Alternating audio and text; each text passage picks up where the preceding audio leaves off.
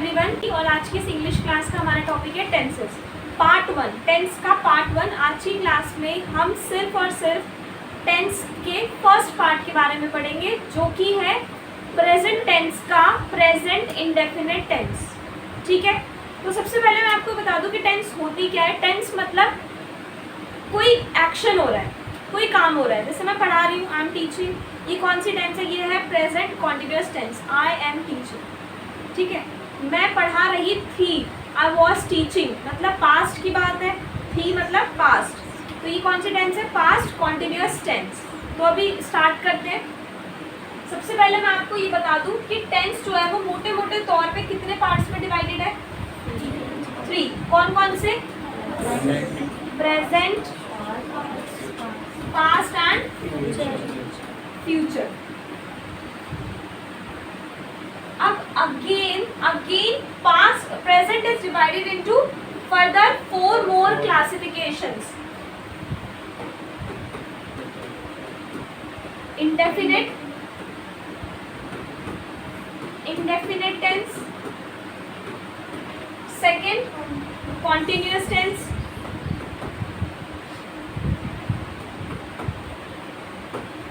third perfect tense, and fourth perfect continuous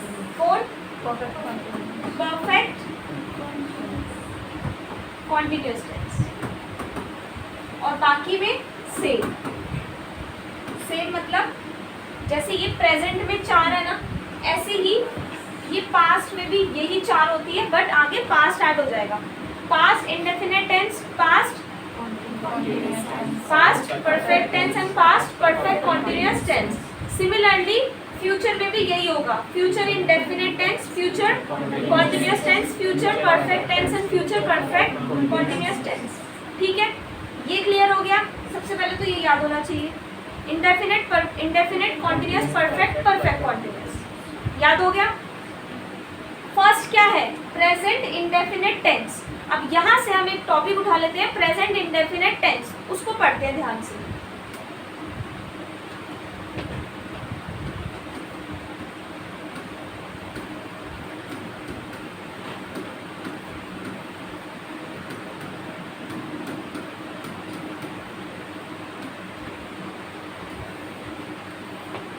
present indefinite tense. देखो, tense के लिए ना आप सबको वर्ब्स की फॉर्म बहुत अच्छे से याद होनी चाहिए।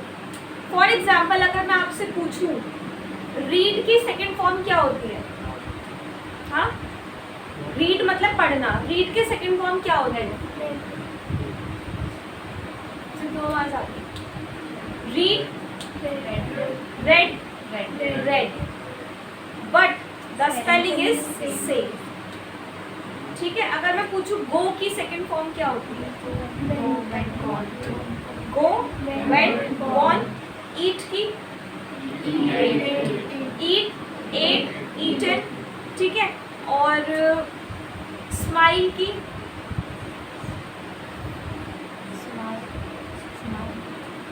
Smile, smiled, smile.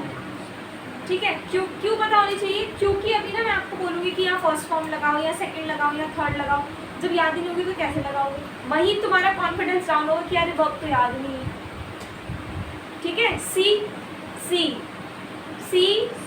सॉ, सी। सबसे पहले ये याद कर लेना। कैसे याद करोगे? प्रोवाइड करूँगी मैं आपको वर्ब्स की शीट, उसको लिख के याद कर लेना। पहले बेसिक वाले दे दूँगी, बेसिक वाले। थैंक की क्या होती है? थैंक। और कट की कट। पुट की क्या होती है? सब शांत बैठ। पुट मतलब रखना, पुट सेम। कॉस्ट की क्या होती है? कॉस्ट सेम ही होती है, कॉस्ट। ठीक है, आगे समझ। ड्राइव की क्या होती है? Drive, drove, driven. ठीक है, ये याद होना चाहिए। स्लीप, स्लेप्ट, की तरफ चलते हैं। तो सबसे पहले हमें क्या पता होना चाहिए? पहचान। पहचान को हम आइडेंटिफिकेशन के नाम से भी जान लेते हैं, ठीक है। साथ साथ याद करते चलना, पहचान बोल लो या फिर आइडेंटिफिकेशन, एक ही बात है। अब आइडेंटिफिकेशन मतलब कि कोई हिंदी सेंटेंस है अगर, तो आप कैसे पहचानोगे कि भाई ये जो सेंटेंस है ना ये प्रेजेंट इंडेफिनिट का है, ये जो सेंटेंस है ये कॉन्टिन्यूअस का है। तो अभी बात हम इंडेफिनिट की कर रहे हैं, तो आप किस तरीके से पहचानोगे कि ये जो सेंटेंस है ये प्रेजेंट इंडेफिनिट का है? इसकी जो पहचान होती है वो क्या होती है? ता है, टी है और ते।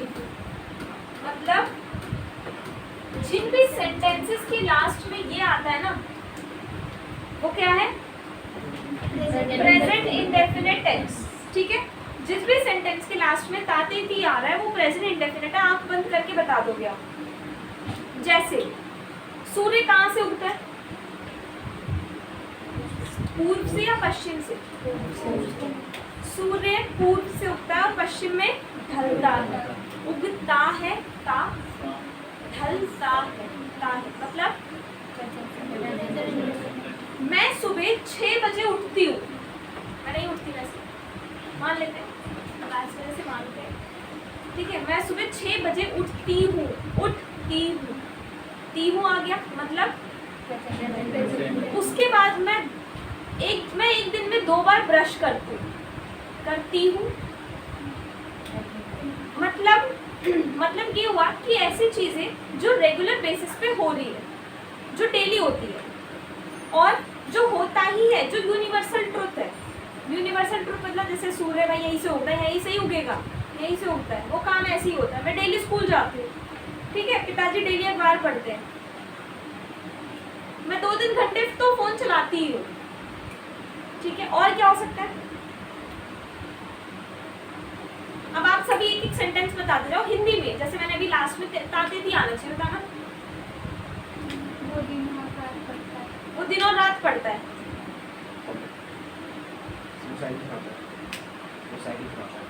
वो साइकिल चलाता है।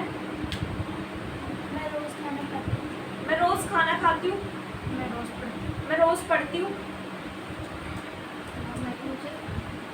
अब रोज जरूरी नहीं कि तुम रोज लगाओगे उसमें, लोटस भी लगा सकते हो। मैं रोज वॉक करती हूँ।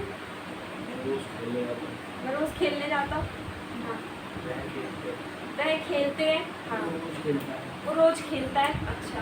मैं कंप्यूटर क्लास जाती हूँ। मैं ये सब पसंद नहीं करती, तो तुम्हें बता दिया। मैं ये सब पसंद करता हूँ।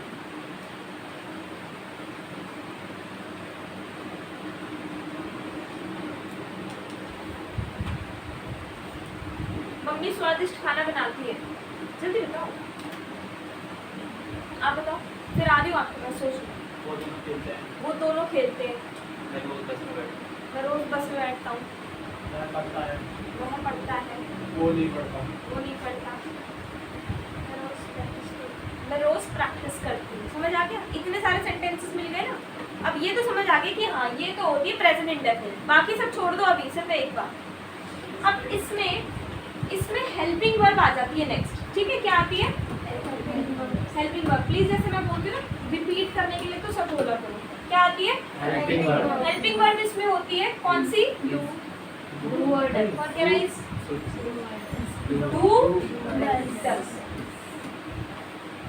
डू और डस। उसके बाद अभी देख लेंगे कहाँ डू लगेगा, कहाँ डस। उसके बाद यहाँ पर आती है मेन वर्ब। क्या आती है? मेन वर्ब कौन सी यूज करनी है हमेशा?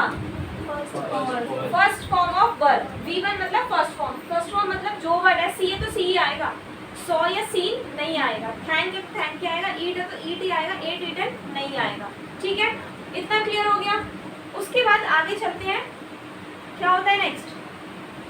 अब आगे बात आती है रूल्स की। बात आती है रूल्स की कि क्या रूल हमें लगाने हैं, जो सेंटेंस बनेगा उसका रूल क्या होगा। तो यहाँ पर ना 4 टाइप्स ऑफ सेंटेंसेस होते हैं। कितने सेंटेंसेस? 4। कौन कौन से? Affirmative, negative interrogative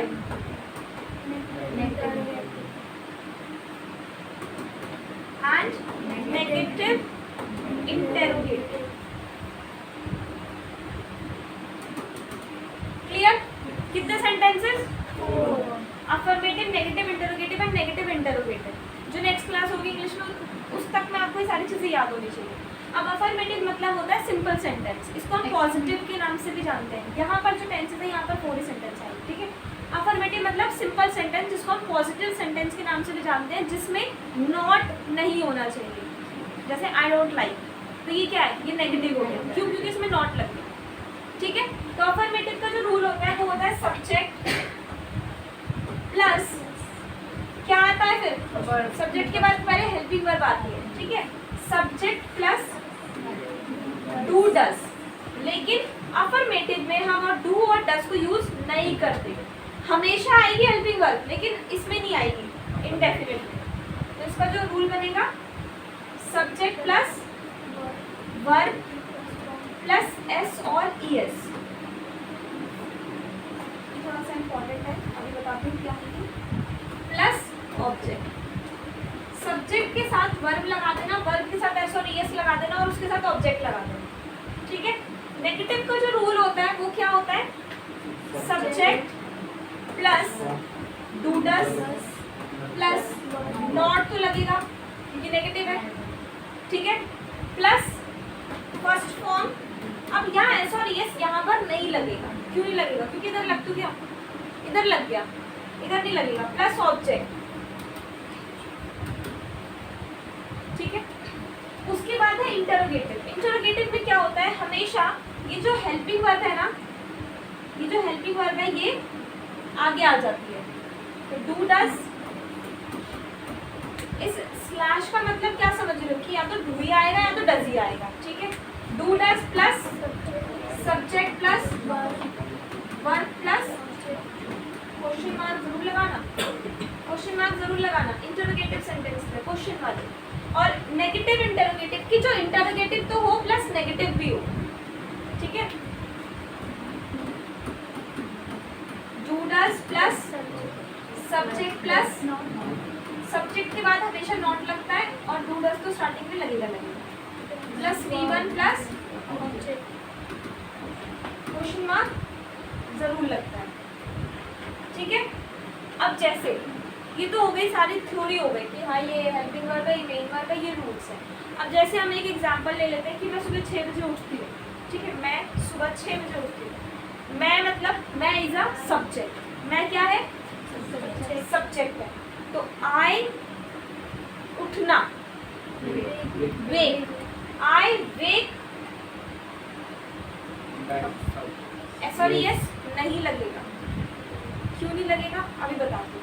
I wake up early in the morning, मैं सुबह जल्दी उठती हूँ। I wake up early in the morning, मैं सुबह 6 बजे उठती हूँ। I wake up 6 o'clock in the morning, at 6 in the morning, ठीक है। अब इतने में कोई डाउट हो? सिर्फ इसमें कोई डाउट है कि हेल्पिंग वर्ब डू डज लगेगी? ये नहीं कि कहाँ क्या लगेगा, वो बता रही हूँ अभी। डू डज हेल्पिंग वर्ब है, मेन वर्ब फर्स्ट फॉर्म है और रूल्स ये हो गए। अब हमें 2 चीजें सीखनी है कि डू कहाँ लगाना है और डज कहाँ लगाना है, एस और ईएस कहाँ लगाना है और कहाँ नहीं लगाना है। ये 2 चीजें सीखनी है, ठीक है।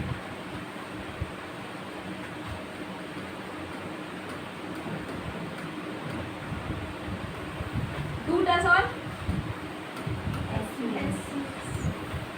पहले डू डज पे बात करते हैं। अब अगर सब्जेक्ट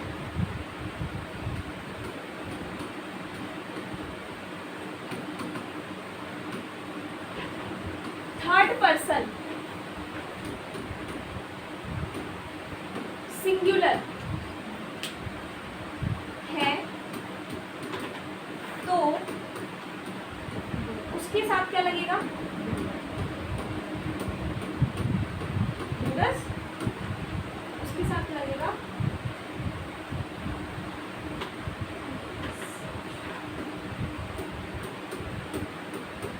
क्या लगेगा? ठीक है।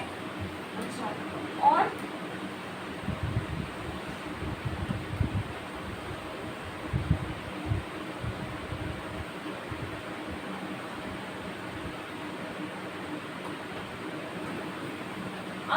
सब्जेक्ट थर्ड पर्सन सिंगुलर है तो उसके साथ एस और ईएस लगाना,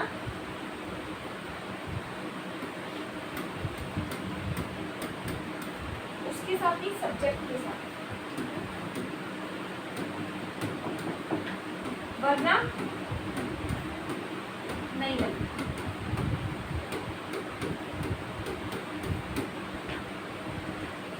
या देखो पहले ये देखो, सब्जेक्ट थर्ड पर्सन सिंगुलर, अब ये क्या होता है, तीन होते हैं, फर्स्ट पर्सन, सेकंड और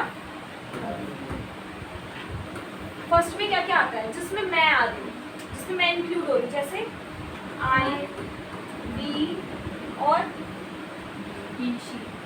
यू, योर, दे, ये सेकंड का पार्ट है। और थर्ड में क्या आएगा, he, she, it, name of person, कि किसी इंसान का नाम हो या फिर नेम ऑफ थिंग्स, कोई एक चीज हो, कोई एक चीज, या फिर अगर सब्जेक्ट पे फादर मदर भी लिखा हुआ है ना, फादर मदर, तो भी वो थर्ड पर्सन में ही काउंट होगा। ठीक है, अब देखो फिर से देख लो, अगर सब्जेक्ट, सबसे पहले मैं आपको एक सेंटेंस दूंगी, आपको देखना है सब्जेक्ट क्या है, काम कौन कर रहा है, ही, शी, इट, किसी का नाम है, यू है, दे है, आई है, मैं कर रही हूँ, कौन कर रहा है काम। अगर इनमें से कुछ है, किनमें से, ही, शी, इट या नेम है, तो डज का यूज करना, उसी रूल में, उसी फॉर्मूले में डज ही लगाना हमेशा। ठीक है, शी डजंट स्पीक, वो नहीं बोलती, शी डजंट स्पीक, वो बोलती है, शी स्पीक्स।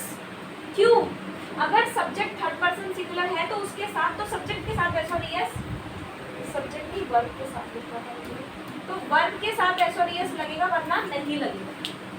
एग्जाम्पल के लिए दो एग्जाम्पल लेंगे अब हम, एक हम एग्जाम्पल लेंगे जो थर्ड पर्सन का होगा, जिसमें हमें डज और एस और ईएस यूज करना होगा, एक लेंगे जो थर्ड पर्सन का नहीं होगा। जैसे मैंने आपको अभी एग्जाम्पल दिया, बच्चे, बच्चे खेलते हैं, बच्चे खेलते हैं, तो अब यहाँ पर है बच्चे, बच्चे इज अ सब्जेक्ट, बच्चे क्या है, सब्जेक्ट है, काम वही कर रहे हैं ना। बच्चे को हम इंग्लिश में क्या बोलते हैं, चिल्ड्रंस नहीं होता कुछ भी, चाइल्ड तो एक होता है, चिल्ड्रन होता है, चाइल्ड का प्लूरल क्या होता है, चिल्ड्रन, चिल्ड्रन प्लूरल है, उसका एस लगा के उसको कहाँ लेके जाओगे, चिल्ड्रंस नहीं होता। इसी तरीके से पर्सन का